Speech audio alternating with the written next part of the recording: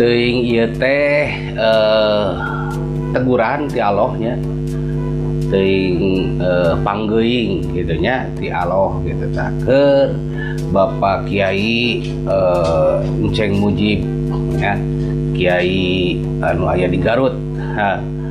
Anu mana video anu viral nya, anu iya Gubernur menyebutkan pesantren anti karena politik salah, itu saya simpulkan gubernur tolol, itu saya simpulkan gubernur blon, itu saya gambarkan gubernur kurang ajar, gubernur tolol. Nah, bagi saya lebih baik jadi pemimpin yang dianggap tolol, tapi bisa berbuat yang terbaik bagi kepentingan masyarakatnya, bisa membangun transparansi anggaran pemerintah sehingga publik bisa mengakses, bisa merubah dana hibah yang biasanya jadi bancakan, dan itu bisa saya buktikan kebancakanannya, dan SPJ-SPJ-nya yang diragukan itu menjadi dana yang bermanfaat bagi kepentingan orang banyak, membangun sekolah baru, memperbaiki ruang kelas, memberikan beasiswa pada anak-anak yang dianggap miskin dari keluarga miskin, jumlahnya sekarang 12.600, saya pengennya jadi 20.000 karena belum tentu orang yang tidak didata itu tidak miskin. Mereka bisa jadi tidak terdata dengan baik tapi miskin. Saya pengen jadi 20.000 mereka sekolah di sekolah pemerintah, dan kemudian nanti mendapat alokasi 3,6 juta untuk beli sepatu, beli baju, sekolah, dan mereka bisa bersekolah dengan baik. Kemudian juga memberikan beasiswa untuk santri. Kita sudah menyiapkan beasiswa untuk santri yang tidak mampu di seluruh provinsi Jawa Barat. Jalan-jalan sudah mulai dibangun mulu sekarang di berbagai tempat, walaupun kita baru fokus pada jalan provinsi karena itu yang menjadi kewajiban kita. Kemudian ini nih, BPJS nunggak 334 miliar tidak dibayarkan ke kabupaten kota, sehingga nanti banyak warga yang tidak bisa dibayarkan oleh BPJS ketika sakit. Di perubahan anggaran akan saya masukkan. Jembatan-jembatan gantung sudah mulai dibangun. Kemudian juga banyak warga yang mengeluh dulu kena longsor, rumahnya belum diganti, sekarang sudah mulai cara perlahan diganti rumahnya. Kemudian walaupun tidak begitu besar, walaupun yang jualan di pinggir jalan melanggar hukum, menggunakan tanah negara, yang di bantaran sungai melanggar hukum, bangun rumah, tapi tetap ketika mereka digusur, saya memberikan uang untuk mereka buat kontrak rumah, buat modal usaha baru di tempat lain. Dan seluruh rangkaian itu dilakukan untuk kebaikan masyarakat. Bagi saya, seorang pemimpin yang diutamakan adalah kepentingan banyak orang, bukan kepentingan sedikit orang. Walaupun mementingkan kepentingan banyak orang, pasti mengecewakan kepentingan sedikit orang. Dan bagi saya, menjadi pemimpin yang beragamanya baik, yaitu pemimpin yang mampu mengelola keuangan negara dengan baik, dan digunakan sebesar-besarnya untuk kemakmuran rakyatnya. Siga nama ieu teh video potongannya Enceng Mujib teh gitu, soalnya kan aya klarifikasi oge aya video panjangna nya, durasi panjang, tapi lamun disetel di dieu mah durasina ya 18 menitan sahabat ya. Kita coba lihat ya klarifikasi dari ulama Garut, yaitu Kang Enceng Mujib ya. Kita lihat sahabat. Assalamualaikum warahmatullahi wabarakatuh. Terima kasih kepada sahabat-sahabat wartawan yang hari ini adalah bertanya terkait video yang lagi viral di TikTok, di Facebook, dengan media sosial yang lainnya, sehingga kesempatan ini saya bisa memberikan penjelasan. Sesungguhnya viralnya video itu adalah menurut saya korban potongan video yang utuh. Di situ seolah-olah saya adalah menyudutkan atau menghina terhadap Gubernur Jawa Barat Kang Deddy Mulyadi.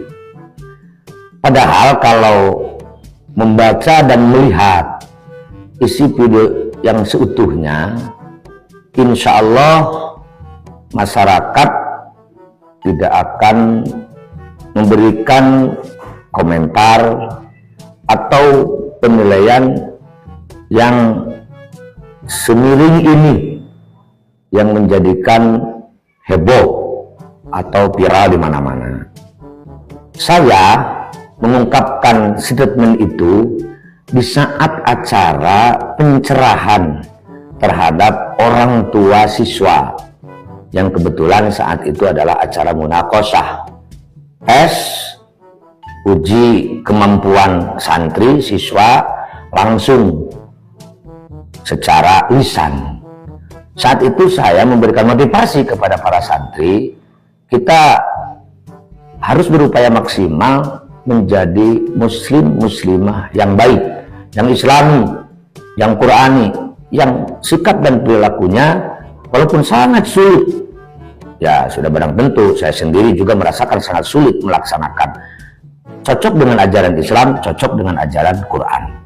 Begitu pula kita harus menjadi masyarakat yang baik di dalam kehidupan berbangsa dan bernegara, bahwa ulama kita, guru-guru kita, leluhur-leluhur kita betul-betul menjadi pejuang yang ingin menyelamatkan umat, ingin membawa umat ke depan. Itu adalah betul-betul bisa melaksanakan tugas sebagaimana mestinya, sehingga konsentrasi ulama bukan hanya agama. Apa yang disebutkan berkali-kali saya di setiap daerah, tugas ulama itu satu, himayatuddin, menjaga agama. Yang kedua, himayatud daulah, menjaga negara. Yang ketiga, himayatul ummah, menjaga umat. Artinya, bagaimana umat itu bisa tenang? Ya harus punya negara.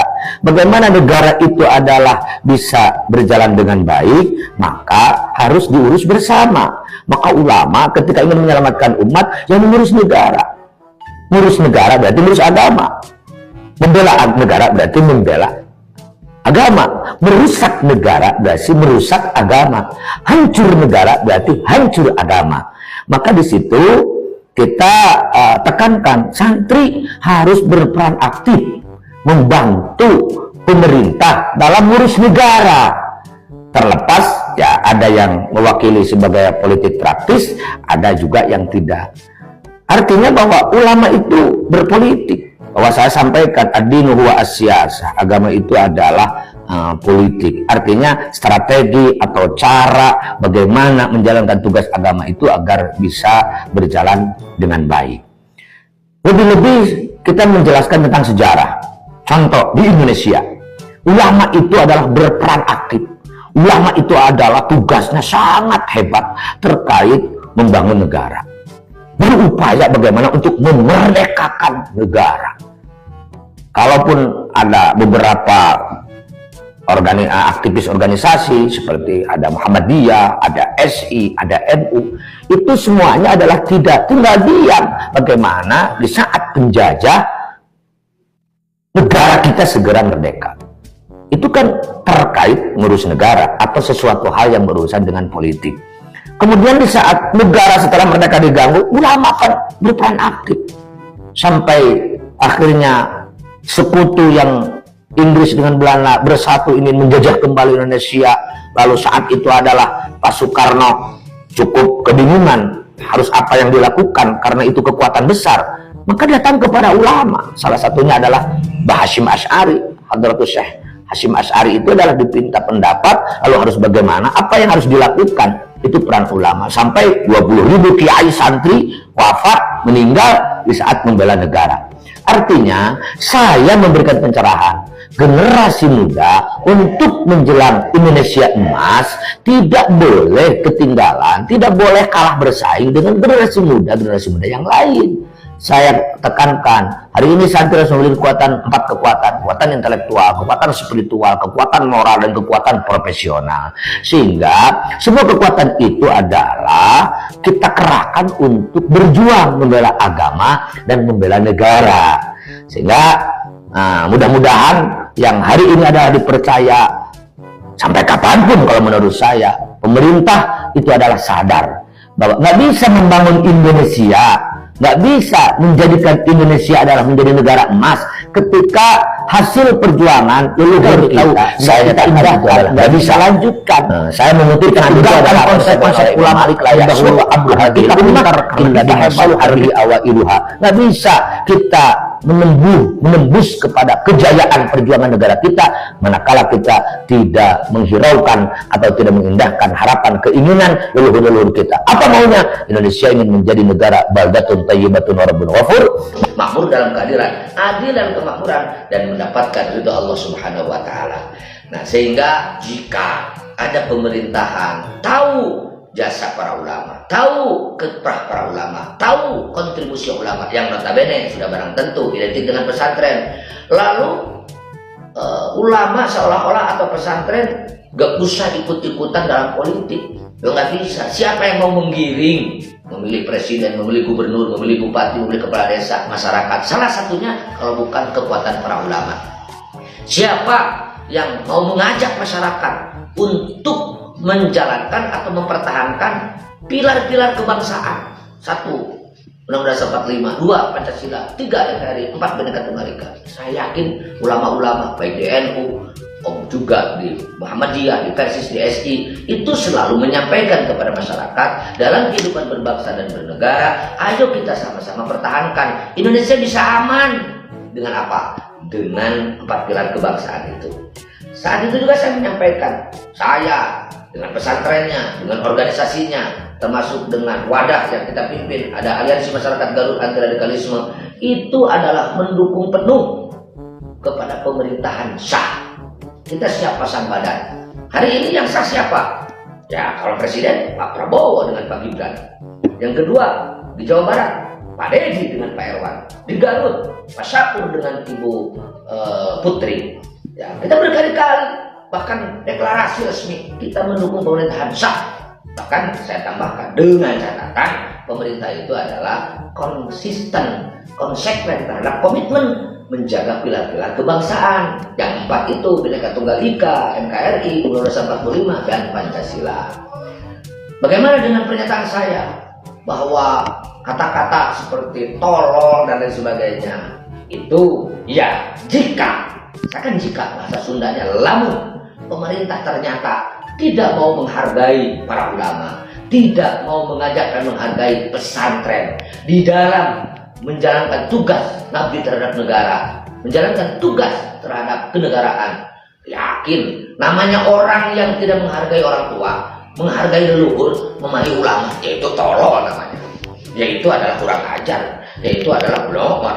Maka saya sampai menyatakan apa yang saya sampaikan di pertawatan jenggerutna, itu artinya adalah saya sudah mentok, sudah kata-kata akhir. Siapa saja tidak menghargai ulama, siapa saja yang tidak menghargai kiprahnya leluhur-leluhur kita, karena saya meyakinkan perjuangannya itu tidak akan terwujud, akan sia-sia. Maka itu yang saya sampaikan. Yang mudah-mudahan dengan penyampaian itu adalah masyarakat, maksud saya ya terbangkitkan, terbangunkan, punya rasa semangat untuk berjuang beserta pemerintahan yang hari ini lagi dipercaya baik presiden, gubernur, bupati, camat, lurah sampai bawah. Adapun ada orang yang beranggapan aneh-aneh dan macam-macam, bahkan ada yang merasa tersinggung dengan apa yang saya sampaikan, kata-kata, ya saya sebagai manusia biasa sudah barang tentu tidak boleh ego dong. Kalau memang dianggap salah ya saya harus mohon maaf, terutama kepada orang-orang yang merasa tersinggung. Tetapi sekali lagi perlu dicatat, saya bukan orang yang berada pada pasukan atau kelompok anti pemerintah. Kita berkali-kali deklarasi mendukung pemerintahan yang sah. Yang kedua, harus dicatat, saya bukan orang yang tidak mendukung terhadap program gubernur yang hari ini adalah lagi menjalankan tugas di Jawa Barat, Pak Dedi. Saya sampaikan di video itu, terlepas ada pro kontra terkait Barat TNI, saya setuju, saya mendukung. Masalahnya apa? Saya tahu persis banyak orang tua stres, orang tua yang bingung, harus diapakan ini anak saya? Masa harus dibuang ke laut? Dimasukkan pesantren, lari, kabur, diurus di rumah, malah mengancam, membunuh kepada orang tua. Ini solutif. Terlepas ya orang ada kekhawatiran. dengan adanya Barak TNI nanti malah dibina, dididik dengan kekerasan, malah pulang dari situ maunya gelut dan sebagainya. Lah itu hal biasa. Tetapi menurut saya itu adalah satu terobosan positif dalam konteks penyelesaian permasalahan yang hari ini sudah dianggap kompleks, terutama generasi muda. Saya sepakat, kalau tidak konsentrasi dengan bagaimana nasib generasi muda, saya yakin Pak Deddy, Pak Prabowo, atau Bupati, ini rasanya untuk menembus Indonesia emas adalah susah. Sebab pendapat saya, jika Indonesia ingin bersaing dengan negara yang lain, ya generasi muda harus siap bersaing dengan generasi-generasi muda yang lain. Menurut saya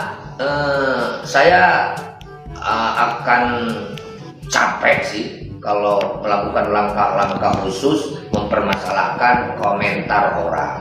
Bukan dalam arti saya tidak peduli, tetapi ya silakanlah berkomentar bebas, tetapi tetap kalau kita berbicara mendukung ya dengan cara-cara yang memang memberikan kontribusi positif, mendukung. Jangan pura-pura mendukung gubernur, tetapi ketika ada orang yang memberikan masukan, ada orang yang memberikan saran, apalagi komentar, wah, dan ngajak itu dan lain sebagainya. Menurut saya ya dengan cara-cara masing-masing sudah barang tentu berbeda, strategi, teknis, cara, tetapi adalah yang positif yang bisa memberikan kontribusi terhadap bapak kita atau yang lagi viral Bapak Aing, untuk lebih menyempurnakan kinerja membawa Jawa Barat ke depan menjadi provinsi yang istimewa.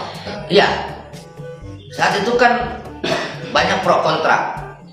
Saya sering mendengar lalu membaca di media, Pak Deddy itu musuh Islam. Pak Deddy itu adalah gubernur yang akan menyebarluaskan kemusyrikan di Indonesia, khususnya di Jawa Barat. Saya yang nentang.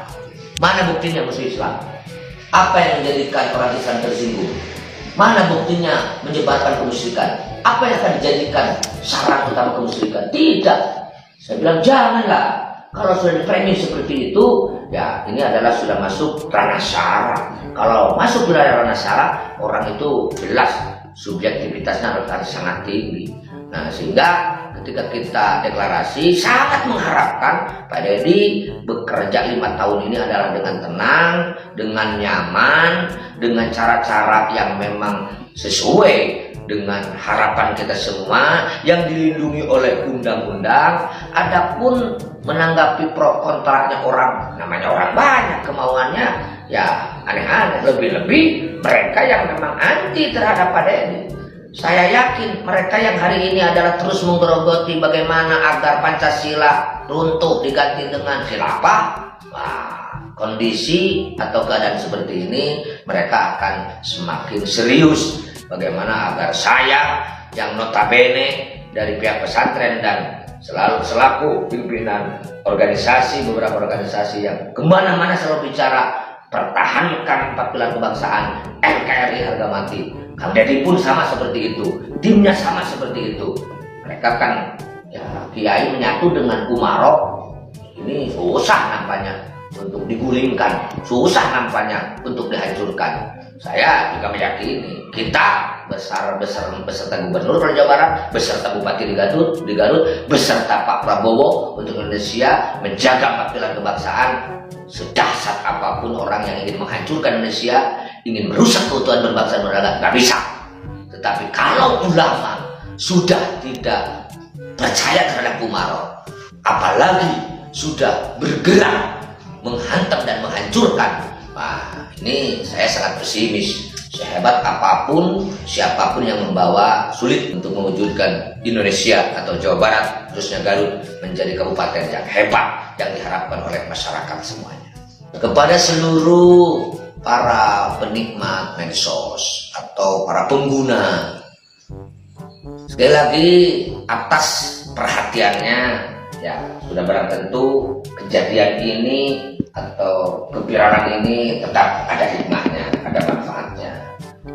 Tetapi saya pesan, jangan sekali-kali mengeluarkan statement menghakimi seseorang padahal belum tahu permasalahan yang sesungguhnya.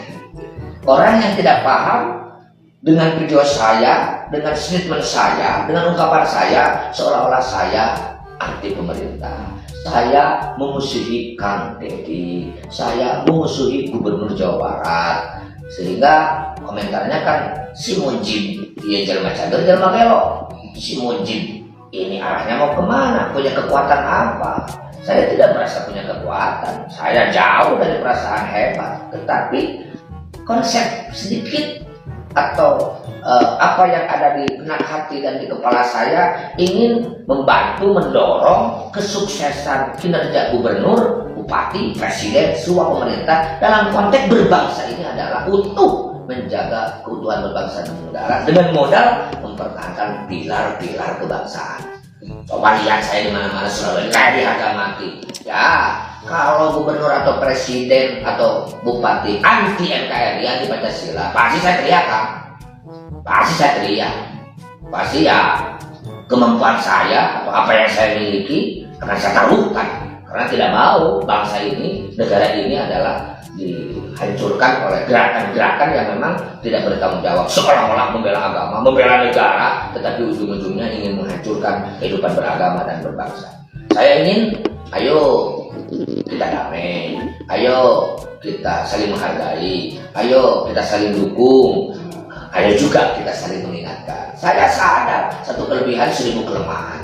Saya sadar Anda dimanapun berada satu kekurangan 1000 kelebihan. Ayo kita kalau betul-betul ingin membangun negara, membangun bangsa menjadi bangsa yang besar, Jawa Barat yang istimewa, kita saling mengingatkan, saling mendukung, ringan sama jinjing, berat sama dipikul, dengan mengerahkan seluruh kekuatan potensi yang ada. Ayo kita jalankan. Tetapi jangan didasari dengan suudzon, negative thinking, apalagi dengan benci, apalagi dengan hasud. Saya yakin itu tidak berhasil. Cara apa yang keluarkan, konsep yang keluarkan, belajar lillahi ta'ala, insya Allah leluhur kita, pemimpin yang hari ini mimpin, presiden, gubernur, bupati, camat, saya yakin akan berjalan dengan mulus. Insya Allah tantangan akan datang. Kang Deddy Mulyadi lanjut terus berjuang Jawa Barat, selamatkan Jawa Barat dari kelompok atau aliran-aliran yang sampai hari ini belum siap menerima ideologi negara Pancasila. Kang, pokok nama hari dina jalan bener mah sok sanajan ABCD komentar bismillah, insya Allah akan diberi kelancaran dan kemudahan.